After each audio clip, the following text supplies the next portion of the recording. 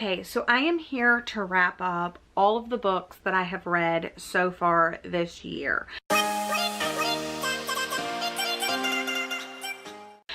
I've read bits and pieces of books, and I'm in the middle of a bunch of books actually, but these are the books that I have completed from January through the end of March 2019. And I was planning on doing like a wrap up kind of every 3 months, just because I wasn't honestly reading a lot. I think in the month of January I only read 2 books, and then in February I read 3 books, so that would have been like 5 books, and then like maybe like 2 or 3 more books. But then I read a crap ton in March, and now I have so many books to talk to you about that it's kind of gonna be overkill, so we're gonna go as fast as I can, but there's a couple of books that I'll have more to say than others. Basically, I'm just gonna go through them, and then if you want more of my in-depth thoughts, let me know in the comment section down below, and I'll try to do individual reviews. There are 3 books that I kind of set aside. I was starting to keep notes on my phone about certain pages or passages or like bullet points for reviews. I kind of wanted to do. One of them is The Silent Patient. I wanted to do a full review on that. And then the other one is Final Girls by Riley Sager. I kind of wanted to do a full review on that. So if you're interested in full reviews on either of these books, it's probably going to be too late now, because I'm going to basically read you all my notes that I have. But I was trying, and I am trying to keep notes moving forward. I'll probably be horrible at that, but I'm gonna try. Anyway, let's start with the first book. Well, actually, I guess this is the first book that I read in 2019. It's called The Wife Between Us by Greer Hendricks, and I rated it 4 stars. This is a book that makes you assume one thing going in, and then really you're reading about something else. This is the first book I read in 2019. I don't remember much about it. But what I did do is that I immediately picked up another book by the same author, and I rated this one 3 stars. So this was like a 4, and I think I was being pretty generous. And then I got this one and rated it 3 stars. I don't really have any individual notes on either of these books. 4 stars, 3 stars, and that's all that I managed to finish in January. So, and you'll see a trend of, I am still reading some young adult, but I'm reading a lot more adult and a lot of like thriller stuff. Okay, my first book that I finished in February was Grey Wolf Island, and I left this book unrated. And the only way I can describe this is it's very mystical, it's very magical, it's about treasure, it's about secrets. It kind of reminds me of the Raven Boys, as in one of the characters ends up going to search for a treasure with a bunch of other characters that she doesn't really know as well, but the other group know each other really well. And then kind of like weird things happen. 5 friends, 5 dark secrets, 1 chance to find the treasure of a lifetime. I left this unrated just because I don't know if I understood everything I should have, but I enjoyed it. Next one that I read, I really did enjoy, One Day in December by Josie Silver. I ended up rating this 5 stars, and I just think it was like a romance book that I ended up really liking. It's about a girl, it's about a woman that sees a man at a bus stop. Like, she's on the bus and he's off at the stop, and she sees him, and they kind of like lock eyes and kind of connect, and she like feels this like emotion, and she spends the next year with her best friend trying to like track down this guy and like find him in the city and stuff like that. And then at the Christmas party, her best friend introduces her to her boyfriend, this guy she saw at the bus stop. And instead of just saying like, oh my gosh, that was the guy, she like keeps it from her friend. And of course he remembers seeing her and she remembers seeing him, but they kind of keep the friend out of it. So it's kind of like I don't know, just craziness ensues. I really did love this one though. Okay, the next one that I read was The Silent Patient, and I rated this one 4 stars. I do have some notes for this one. This is a debut novel. It's a woman shoots her husband in the face 5 times and then goes silent. Psychotherapist Theo jumps at the opportunity to work with her and hopefully to get her talking. The writing took some time to get into. It was written like a narrative, like someone was telling me a story, but it was a good story and it kept me interested. Finally found myself searching for the aha moment, but didn't officially see it until the end, page 303. Even though I didn't see it coming, I was a little let down. Alicia, the main character, the one that shot her husband and then goes silent, the silent patient, was a quite interesting character until the breakthrough with Theo, and then she just became like weird.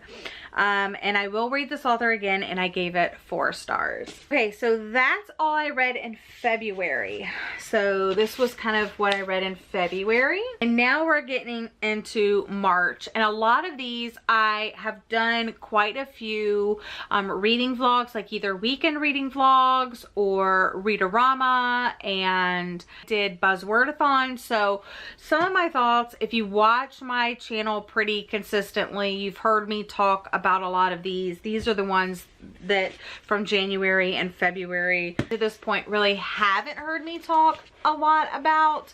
So that's my thought about those. So I'll kind of go through March. Let's see where we start. First one that I read in March was Sheets, which is a graphic novel. I love the coloring on this.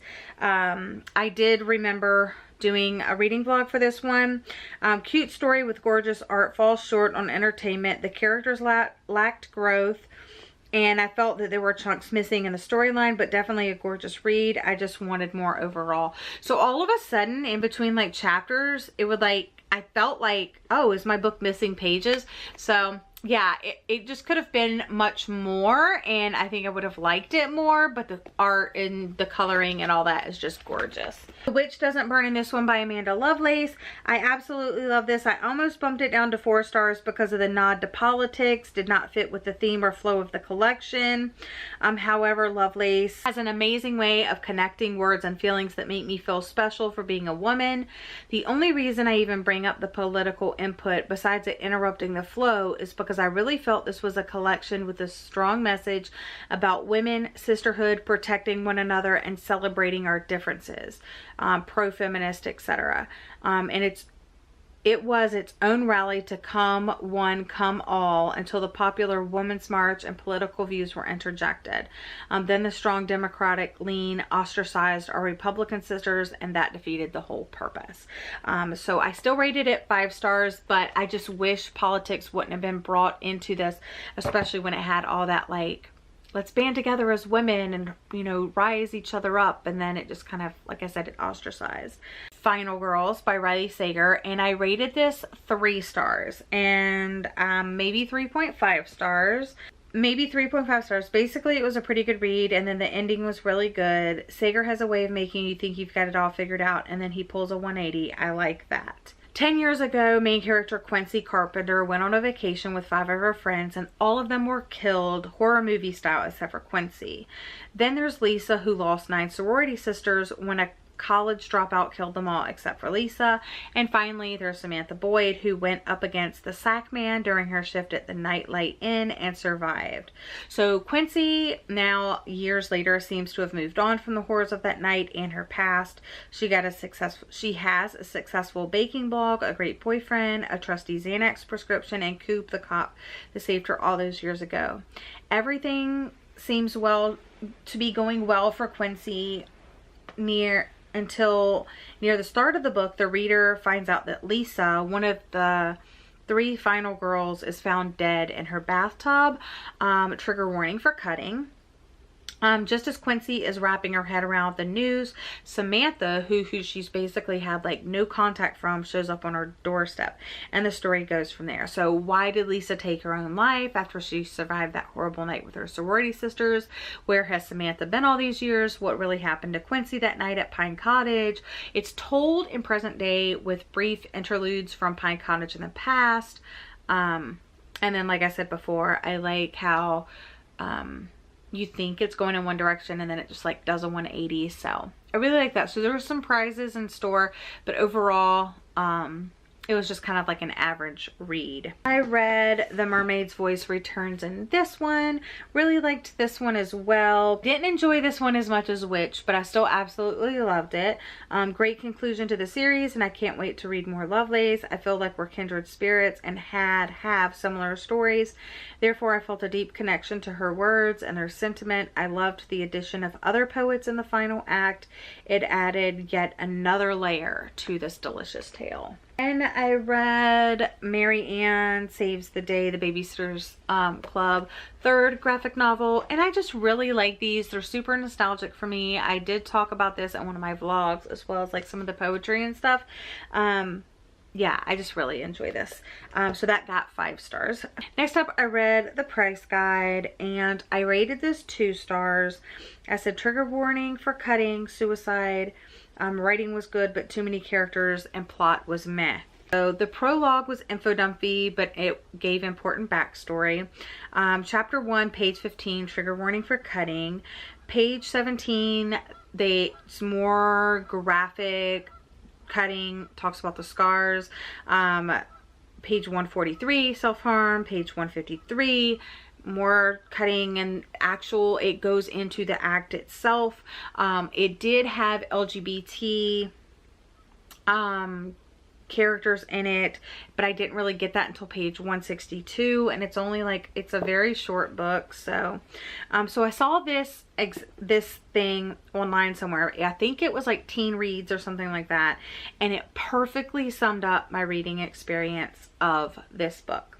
So it boasted absolutely beautiful and intricate writing, engrossing and challenging. While I loved most of the characters, I found that since there are so many names flying around, I'd get them mixed up. Quality over quantity, and Walton could have cut some of the characters, and